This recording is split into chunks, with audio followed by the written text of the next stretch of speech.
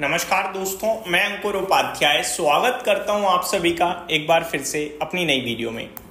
बाजार में गिरावट के बाद थोड़े अच्छे संकेत आ रहे हैं आज। कल तो हालांकि प्रेशर बहुत ज़्यादा था और वीकेंड पे प्रेशर ज़्यादा था कि भैया ट्रम्प साहब क्या ना बोल दें, कुछ और ज़्यादा खराब ना बोल दें, क्योंकि जो भी बोल रहे थे ऐसा लग रहा था कि इस समय भारत तो उनके निशाने पे है, बहुत ही ज़्यादा नेगेटिव ही नेगेटिव बोल रहे थे। बट वीकेंड पे अच्छी खबरें आ गई हैं और अमेरिका का बाजार तेजी के साथ बंद हुआ है। हालांकि अमेरिका की तेजी से हमें कुछ फर्क नहीं पड़ रहा है, हम वन साइडेड टूट रहे हैं और उसके पीछे अपने रीजंस हैं, सेलिंग, टैरिफ, रिजल्ट्स खराब। बट अगर मैं कल से लेकर अभी तक सिचुएशन आपके साथ शेयर करूं तो सिचुएशन बहुत ही ज़्यादा सुधर गई है। कैसे, वो मैं आपके साथ शेयर करता हूं, लेकिन उससे पहले आप सभी को रक्षाबंधन की हार्दिक शुभकामनाएं। अब एक एक करके चीज़ें समझते हैं। कल ब्रेकडाउन आया निफ्टी में लेवल्स के हिसाब से। हम 12 मई का लो तोड़ा हमने, जैसा कि मैंने कल भी डिस्कस किया था, और यहाँ से जो नीचे की जो जगह खुलती है वो डायरेक्ट 24,000 है, मतलब 300-400 पॉइंट आप और गिर सकते हो। ऐसा नहीं है कि कोई बड़े लेवल पे सपोर्ट है। 24,200 है एक साइकोलॉजिकली भी और लेवल्स के डेटा के हिसाब से भी, लेकिन टूट जाएगा अगर गिरे तो। बट चीज़ें थोड़ी बदल गई हैं। चीज़ें कैसे बदली हैं? पहली बात, जो टैरिफ को लेकर परेशानी चल रही है उस पर राहत आने के संकेत आए हैं। ऐसा नहीं कि टैरिफ हट जाएगा या हटने वाला है या ट्रम्प साहब ने कुछ अच्छा बोला, नहीं, इनडायरेक्ट वे में आप समझिए। आज खबर यह आई है कि पुतिन साहब सीज फायर को लेकर पूरी तरीके से रेडी हैं। बस उन्होंने ये कहा है कि यूक्रेन से बोलो कि वो अपने ट्रूप्स हटा लें ईस्टर्न से। अगर वो ऐसा करते हैं तो हम सीज फायर के लिए रेडी हैं। जिसके बाद प्रेसिडेंट डोनाल्ड ट्रंप का बयान आया है कि वो पुतिन साहब से जल्दी मिलेंगे और उन्होंने ये भी कहा कि इस पूरे इवेंट में इंडिया का एक बड़ा रोल रहा है। तो बढ़िया है भाई, भारत का रोल रहा है तो इससे ज़्यादा क्या चाहिए हमें। साथ ही साथ उन्होंने ये भी कहा है कि ये जो जंग चल रही है रशिया यूक्रेन के बीच में, ये जल्दी समाप्त हो जाएगी।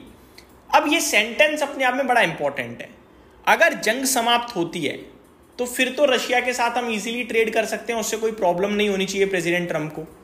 क्योंकि प्रॉब्लम उन्हें रशिया के साथ ट्रेड करने से नहीं है, प्रॉब्लम इसलिए क्योंकि वो वॉर कर रहे हैं लगातार और हम उनके साथ ट्रेड कर रहे हैं। तो वो वॉर रोकना चाहते हैं, तो वॉर रुकी तो ट्रेड करने दो, और ट्रेड करने दे रहे हो तो वो टैरिफ हटा दो। ये चीज़ें डेवलप हो रही हैं, मुझे लगता है ये होगा जल्दी ही। तो ये पॉजिटिव संकेत हैं। वहीं अगर आप ग्लोबल फ्रंट पे देखो तो कब तक ऐसे चलेगा कि आप एक दुनिया में जो बेहतरीन इकोनॉमी है, बेहतरीन इमर्जिंग मार्केट में से एक है, वो अंडर परफॉर्म करे। क्योंकि अगर मैं ग्लोबल फ्रंट पे बात करूं तो अमेरिका तो लगातार ऊपर जा ही रहा है। कल आपके लिए डाउ 200 पॉइंट ऊपर बंद हुआ, आधा % ऊपर, नेस्डेक 1% ऊपर, S&P 500 1% से ज़्यादा की तेजी में था, रसल 2000 हालांकि फ्लैट था। वहीं अगर यूरोप की बात करें तो फिट्सी और डेक्स फ्लैट थे बिल्कुल, और कैक में आधे % की तेजी थी। एशिया पैसिफिक मिला जुला कारोबार था, जहाँ पे जापान 2% ऊपर बंद हुआ। और जापान से बताना चाहूँगा, जापान के जो प्रधानमंत्री हैं वो भारत दौरे पे आ सकते हैं 31 तारीख को, ये खबर आते हुए दिख रही है, 31 अगस्त को। बाकी शंघाई फ्लैट टू नेगेटिव बंद हुआ, हैंगसेंग करीब 1% नीचे था, कॉस्पी आधा % नीचे था, निफ्टी करीब 1% नीचे दिखा आपको, ताइवान फ्लैट दिखा। तो मिला जुला कारोबार था एशिया में। बात करें अगर अमेरिका की दोबारा से एक बार, तो ट्रम्प साहब ये भी बोले हैं कि अगर यूएस कोर्ट ये मेरी टैरिफ पॉलिसी को बंद करता है या कुछ करता है तो ये देश के लिए बहुत ही गलत होगा। इससे इकोनॉमी स्लो हो सकती है और ये बहुत नेगेटिव होगा, ये नहीं होना चाहिए। तो ये भी उन्होंने कहा और सीधे यूएस कोर्ट को ही कह दिया इस बार, तो ये बड़ी बात थी। दूसरी बात, अगर भारतीय बाजार, जैसा कि मैंने बोला कि कल तक तो नेगेटिव था लेकिन आज चीज़ें सही दिख रही हैं थोड़ी, तो पॉसिबिलिटीज हैं कि बाजार वापस धीरे धीरे ऊपर आए। ठीक है, एक बाउंस बैक, पुल बैक। अब ऊपर कहां तक? ऊपर जाने से पहले 24,250 या 300 टेस्ट कर सकता है, लेकिन ऊपर की बात करें तो दोबारा 24,450, 500, 550 ये लेवल्स हैं जो आपके लिए आ सकते हैं। ज्यादा बड़ी तेजी के बारे में अभी नहीं सोचना चाहिए, इनफैक्ट तेजी के बारे में ही नहीं सोचना चाहिए। स्टॉक स्पेसिफिक एक्शन आपके लिए भरपूर रहेगा, मेरे को पूरी उम्मीद है। स्टॉक स्पेसिफिक बात करूं तो रिजल्ट्स के बारे में बात करना चाहूंगा पहले।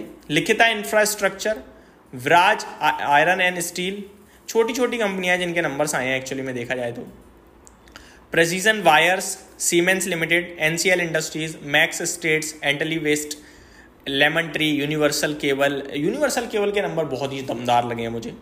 तो ये Pilani investment, TVS supply chain, Ramco system, TPL plastech, Imagica world, Kokuyo Camlin, DCW, ये कुछ स्टॉक्स हैं जिनके नंबर्स आए हैं और ये अपने रिजल्ट्स पे रिएक्ट करेंगे मंडे को।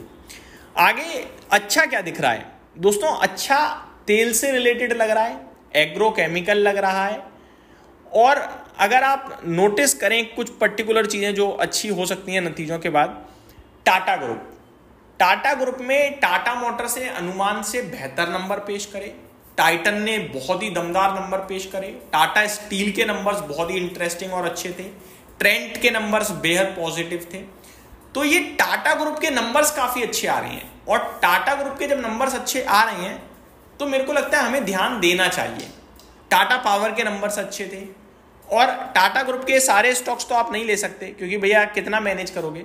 तो टाटा इन्वेस्टमेंट कॉर्पोरेशन मेरे को लगता है ये एक आउट परफॉर्मर हो सकता है। स्टॉक ऑलरेडी अच्छे खासे लेवल पे है, कोई टूटा पहले ही है, और अभी देखा जाए तो 6,900 पे है, 6,600 के करीब किसी फॉल में मिलता है, तो यहाँ ध्यान दे सकते हैं। तो ये मेरी तरफ से आपके लिए एक शॉर्ट सिंपल अपडेट थी। उम्मीद करता हूँ डिटेल्स पसंद आई होंगी। Thank you so much for watching this video. Have a great day guys.